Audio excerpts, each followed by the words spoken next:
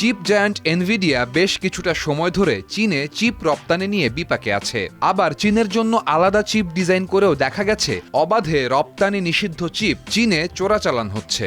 সবশেষ নিরাপত্তা ইস্যুতে চীনে চিপ রপ্তানি করতে এনভিডিয়াকে লাইসেন্স সংগ্রহ করার কথা জানায় মার্কিন যুক্তরাষ্ট্র।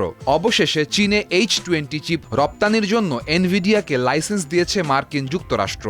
এর ফলে এনভিডিয়ার জন্য গুরুত্বপূর্ণ একটি বাজারে তাদের প্রবেশাধিকার বাধা দূরীভূত হয়েছে।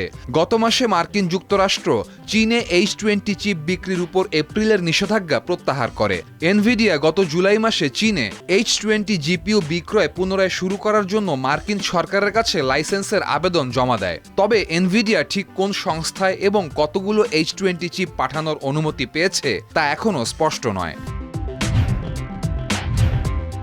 কৃত্রিম বুদ্ধিমত্তা প্রতিষ্ঠান ওপেনএআই তাদের এযাবৎকালের সবচেয়ে শক্তিশালী মডেল GPT-5 সকল ব্যবহারকারীর জন্য উন্মোচন করেছে। ওপেনএআই এর সিইও স্যাম অল্টম্যানের মতে নতুন এই মডেলের বুদ্ধিমত্তা এতটাই উন্নত যে এর তুলনা করা যাবে যে কোনো বিষয়ে একজন পিএইচডি স্তরের বিশেষজ্ঞের সাথে।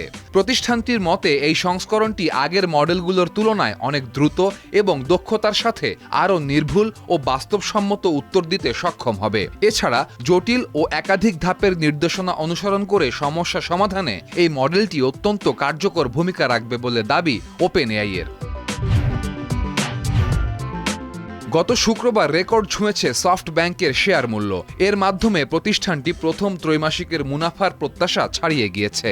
শুক্রবার তাদের শেয়ারের মূল্য 13% বৃদ্ধি পেয়ে 14,205 ইয়েনে পৌঁছায়। মূলত এআই খাতে ক্রমবর্ধমান বিনিয়োগের ফলাফলই এই রেকর্ড মূল্য বৃদ্ধি। সফটব্যাংক এই বছর এআই খাতে বিশাল বিনিয়োগের ঘোষণা দিয়েছে, যার মধ্যে রয়েছে চ্যাট জিপিটি নির্মাতা ওপেনএআইতে $30 বিলিয়ন প্রতিশ্রুতি, পাশাপাশি মার্কিন যুক্তরাষ্ট্রের $500 বিলিয়ন ডেটা সেন্টার প্রকল্প স্টারগেটের জন্য অর্থায়নের নেতৃত্ব দেওয়া।